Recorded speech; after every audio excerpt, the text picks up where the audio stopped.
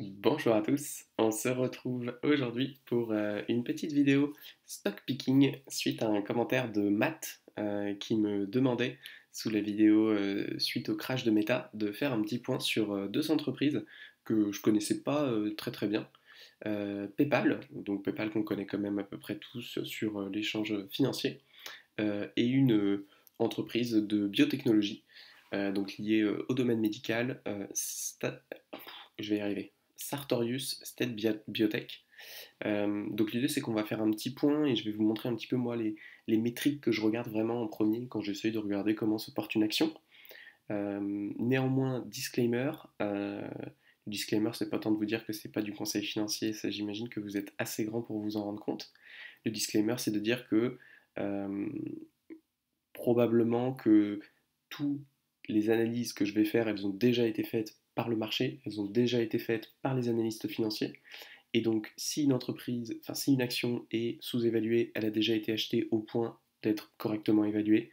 Et inversement, si une action est surévaluée, elle a déjà été probablement short suffisamment pour être sous-évaluée. Globalement, les surévaluations et les sous-évaluations n'existent qu'à très court terme. Elles existent notamment par le système de momentum, c'est-à-dire cette espèce de biais cognitif ou d'effet de foule où quand tout le monde achète et quand tout le monde vend, tout le monde vend. Donc effectivement, sur une période de temps relativement courte, il peut y avoir des actions qui sont fondamentalement surévaluées ou sous-évaluées, mais croire que de manière générale, au long terme, une action est sous-évaluée ou surévaluée, c'est quelque chose en tout cas qui ne correspond pas à la thèse des marchés efficients. Euh, et je vous le rappelle, la thèse des marchés efficients, c'est pas tant de dire que les marchés sont parfaitement efficients et intègrent dans le prix toutes les informations connues, mais c'est que en pratique, empiriquement parlant, quand on regarde les données, on se rend compte que euh, les prix et les actions fonctionnent comme si le marché était empirique, même si d'un point de vue réel, on sait bien qu'il y a des gens qui ont des avantages d'information, on sait bien qu'il y a des biais cognitifs qui font que tout le monde n'est pas un robot qui investit en regardant toutes les informations financières de chaque action. Mais en moyenne, l'intelligence collective du marché fait que le marché agit comme si il était un marché efficient.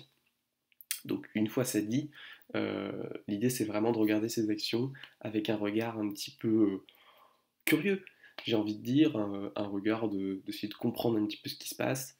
Euh, mais il faut être humble et se dire que quel que soit le niveau d'analyse que vous allez mettre dans une action, euh, le plus gros risque, ça va être de créer du biais de confirmation qui va vous confirmer dans oui, il faut vendre, oui, il faut acheter.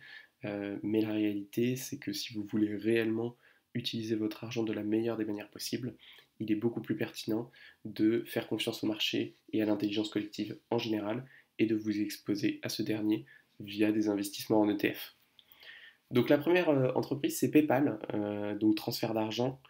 Moi la première chose que je regarde, je pense que s'il y a une seule métrique que vous devez regarder et que vous voulez vraiment faire du stock picking, c'est le PER. Le PER c'est Price Earning Ratio, donc ça veut dire prix divisé par profit, ratio parce que c'est une division.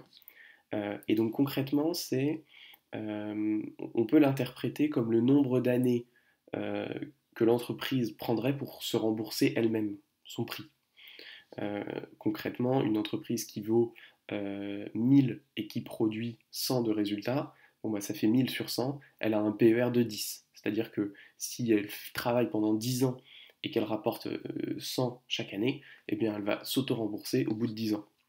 On comprend bien que du coup, plus le PER est bas, plus l'entreprise est peu chère. C'est-à-dire que vous préférez acheter une action qui vaut 1000 et qui produit 1000 plutôt qu'une action qui vaut 1000 et qui produit 100. C'est logique. Donc vous préférez avoir un PER de 1 qu'un PER de 10. En pratique, ça permet beaucoup de comparer des entreprises, notamment dans un secteur similaire. Ce qu'il faut garder en tête, c'est que un PER classique, c'est un PER entre, on va donner une fourchette assez large, mais entre 10 et 25. Une entreprise qui a un PER en dessous de 10, c'est globalement pas cher. Une entreprise qui a un PER au-dessus de 25, ça commence à piquer. Alors il y a des entreprises qui ont des PER de 1 parce que voilà, ils sont dans une galère pas possible. À l'inverse, il y a des entreprises comme Tesla qui ont des PER de 300. Voilà, évidemment, il y a beaucoup d'exceptions, mais globalement, ça donne une bonne idée de, du prix relatif d'une action. Parce que si vous regardez, par exemple, euh, juste le prix de l'action en soi, enfin, le fait que le prix d'une action vaille 100 ou 1000, ça ne veut rien dire. Par contre, son PER, là, ça vous donne vraiment quelque chose d'intéressant. Donc concernant PayPal, le PER, il est de 30. Donc, il faudrait 30 années avec les mêmes profits pour se rembourser elle-même. Concrètement, c'est cher. C'est pas excessivement cher, on va pas, voilà, on va pas chipoter, mais c'est quand même cher. Après, ce qu'il faut comprendre, c'est la croissance des profits. Parce que là, le PER, il prend en compte les tout derniers profits. Mais bien évidemment que quand Tesla a un PER de 300, les investisseurs ils se disent pas waouh, trop bien, dans 300 ans je serai remboursé. Non, ils se disent les profits vont tellement augmenter dans les années futures que en fait ça va prendre beaucoup moins que 300 ans. C'est un petit peu le même principe dans PayPal. On a une croissance des profits qui est extrêmement importante. C'est une entreprise qui a euh, quand même voilà, une certaine ancienneté, mais qui fait des profits importants que depuis 2018 et des profits en croissance importante, tout simplement parce qu'ils sont sur un secteur en croissance. Donc à ce niveau-là, il y a pas tant de questions à se poser. Euh, donc concrètement, une entreprise assez chère, dans un secteur avec une bonne croissance et une croissance des profits qui est importante. Là, on va arriver à la partie négative, euh, en tout cas à mon sens. La partie négative, c'est que on est sur un secteur où il y a une concurrence qui est extrêmement importante. N'importe quel gars qui fait son application, son truc, que ce soit de la blockchain ou pas de la blockchain, de la finance décentralisée, pas décentralisée, il y a quand même énormément aujourd'hui de manières de transférer des fonds d'un endroit à l'autre. Et donc, ce qu'on aime bien chercher quand même dans des entreprises, ça c'est quelque chose de très difficile à évaluer, mais de très puissant, c'est l'avantage compétitif qui est pas facile à copier. Disney, bon bah Disney c'est Disney quoi. Et donc même si n'importe qui peut faire des dessins animés, quoique ça coûte très cher, l'image Disney, ça on peut pas le copier. Coca c'est pareil, c'est facile de faire du cola. Mais Coca c'est ancré dans l'esprit des gens. Et ça vous pouvez pas le copier. Euh, et donc alors que PayPal, bon bah PayPal, les gens ils en ont rien à foutre de, de transférer leur argent avec PayPal ou avec Lydia ou enfin vraiment il n'y a pas d'affect. Et donc il faut comprendre que cet affect il a beaucoup de valeur. Donc là il n'y en a pas. Donc ce que ça veut dire, c'est qu'il y a une énorme concurrence, il n'y a pas de barrière à l'entrée, il y a un secteur technologique où voilà, il peut très facilement y avoir une entreprise qui va proposer un service qui est moins cher, qui est plus efficace, qui est plus rapide, d'un coup à l'autre, bah, les gens ils vont changer quoi, parce que bah, ça change, ça coûte pas grand chose de changer quoi. Tu crées ton adresse mail, tu transfères tes fonds, hop, voilà, c'est géré quoi. Donc même si à l'instant T, c'est une entreprise où on peut se dire, bon bah ouais, elle gagne pas mal d'argent, elle n'est pas si chère que ça, ok, elle est un peu chère mais ça va. Moi, c'est pas une entreprise que je conseillerais d'acheter, et en tout cas pas de hold sur long terme, ça c'est sûr, parce que je pense que statistiquement, il y a forcément des petites entreprises ou des grosses qui vont créer des technologies différentes et qui vont être en mesure de concurrencer de manière extrêmement importante PayPal et qui vont mettre à mal son business model. Et pour moi, ce que PayPal manque, c'est une âme, quoi. C'est le fait que les gens ne sont pas attachés à PayPal. Donc pour moi, c'est non. C'est pas un achat, sauf court terme. Si on joue sur du momentum, ça bien sûr, mais c'est valable pour toutes les actions. Euh, si on veut trade, de toute manière, on peut trade sur tout ce qu'on veut sans que ça ait une valeur intrinsèque importante. Donc ça, c'était pour PayPal. Et deuxième petit point sur Sartorius State Biotech. Donc ça, c'est une entreprise qui a bénéficié notamment de la bulle Covid et des questions de vaccins, médicales, etc., qui a énormément augmenté pendant cette période, qui a rechuté un petit peu là avec bah, la fin de la crise, hein, anticipée en tout cas. Néanmoins, aujourd'hui, en tout cas je regardais hier, on est sur un PER de 58. 58 ça pique, hein. 58 c'est très cher. 58 c'est vraiment très cher.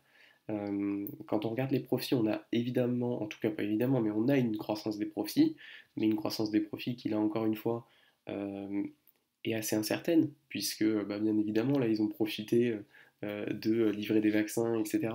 Mais enfin, oui, on peut dire oui, il va y avoir une autre épidémie, c'est très probable, mais on reste quand même sur des paris qui sont très incertains. On est sur un secteur, ce qu'il faut bien comprendre, qui est extrêmement volatile, qui est extrêmement concurrentiel. Euh, on l'a bien vu hein, avec Sanofi, hein, il ne suffisait pas d'être dans le secteur de la pharma pendant une pandémie pour que ça marche. Euh, Si vous n'êtes pas celui qui a la bonne innovation, celui qui est capable d'avoir tel marché, celui qui est capable de distribuer tel vaccin, ben, en fait vous pouvez vous faire doubler par des concurrents très rapidement. Donc pour moi c'est pas non plus un pari intéressant sur le long terme. Euh, Comme toutes les entreprises de biotechnologie, on peut faire des paris court terme et multiplier par 10 son capital. C'est totalement possible. C'est du casino, mais voilà, ça a ce mérite d'exister. C'est que voilà, il y a une très forte volatilité et donc on peut potentiellement jouer sur cette volatilité à court terme. Mais à long terme, c'est pas du tout un investissement que je conseillerais parce que je pense que là encore une fois, ils n'ont pas vraiment d'avantage concurrentiel important. Et voilà, on ne sait pas si ce sera les gagnants de demain. Là, c'est vraiment la course de petits chevaux et tu choisis le petit cheval et tu espères que c'est lui qui va gagner. Mais concrètement, c'est du pif, quoi. Donc voilà, pour PayPal et pour Sartorius, je dirais que c'est deux entreprises moi, que je n'achèterais pas clairement. Ça ne me donne pas du tout envie. Au-delà du fait que, comme le disclaimer initial que je faisais, je pense que quelle que soit l'action, c'est moins intéressant que d'acheter des ETF. Je dois avouer que parfois, on se dit il y a vraiment des opportunités comme Orpea, comme Facebook. Euh, Ces entreprises n'en font pas partie. S'il y a d'autres entreprises que vous voulez que je regarde un petit peu, n'hésitez pas à me les dire en commentaire et puis à vous abonner pour voir les prochaines vidéos.